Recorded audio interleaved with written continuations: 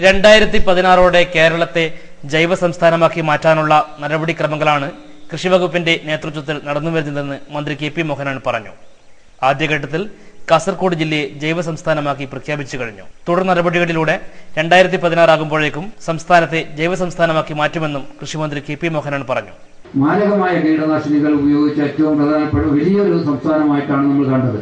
ആ ദുരന്തം അനുഭവിച്ചുകൊണ്ടിരിക്കുന്ന കാസർഗോഡ് ഇനി ഒരിക്കലും അത് പാടില്ല എന്ന് പറഞ്ഞുകൊണ്ട് ഞങ്ങൾ കാസർഗോഡ് ജില്ല ജൈവ ജില്ലയായി പ്രഖ്യാപിച്ചു.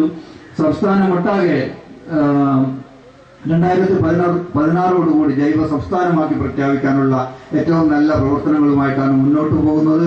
ഇതൊക്കെ തന്നെ ഉപയോഗിച്ചുകൊണ്ട് നമുക്കറിയാം കാർഷിക രംഗത്തൊരു നയം ആവശ്യമാണ്. നാളികേരത്തിന് പൊതുമാർക്കറ്റിൽ 15 രൂപ ലഭിക്കുന്ന സ്ഥിതിയാണ് ഇപ്പോഴുള്ളത്. ഇപ്പോൾ 16 രൂപയ്ക്ക് സംഭരണത്തിന് നടപടിയായപ്പോൾ ഏതാണ്ട് 17 രൂപ വരെ മാർക്കറ്റിൽ വില ലഭിക്കുന്നുണ്ടെന്നും മന്ത്രി പറഞ്ഞു. സംസ്ഥാനത്ത് വിഷാംശരഹിത പച്ചക്കറികളുടെ ഉൽപാദനം വർദ്ധിപ്പിച്ചിട്ടുണ്ട്. അന്യസംസ്ഥാനങ്ങളിലേക്കും അന്യരാജ്യങ്ങളിലേക്കും ഇവ കയറ്റി അയക്കുന്നതിനുള്ള പദ്ധതിക്കും രൂപം നൽകിക്കഴിഞ്ഞതായും കൃഷിമന്ത്രി കെ പി മോഹനൻ പറഞ്ഞു. കാർഷിക രംഗത്ത് പ്രത്യേകിച്ച് കൂടുതൽ ഉൽപാദനം ഉണ്ടാക്കാനുള്ള നടപടികളാണ് നടന്നുകൊണ്ടിരിക്കുന്നത്. നമുക്കറിയാം ഹൈടെക് ഫാമിങ്ങിനെ കുറിച്ചൊക്കെ തന്നെ നിങ്ങൾ കേട്ടിട്ടും അതുപോലെ തന്നെ ഇപ്പോൾ പരിചയപ്പെട്ടും വരികയാണ്. നമ്മുടെ മേഖലകളിലൊക്കെ തന്നെ ആ സംവിധാനം ഒരുക്കാൻ പോവുകയാണ്. ഏകദേശം ഈ മാസം അവസാനമാകുമ്പോഴത്തേക്ക് നമുക്ക് ഈ ജില്ലയിൽ തന്നെ 100-120ഓളം ഹൈടെക് ഫാമിന്റെ സംവിധാനങ്ങൾ, പോളി ഹൗസ് അടക്കമുള്ള ഹൈടെക് ഫാമിന്റെ സംവിധാനങ്ങൾ ഒരുക്കുകയാണ്.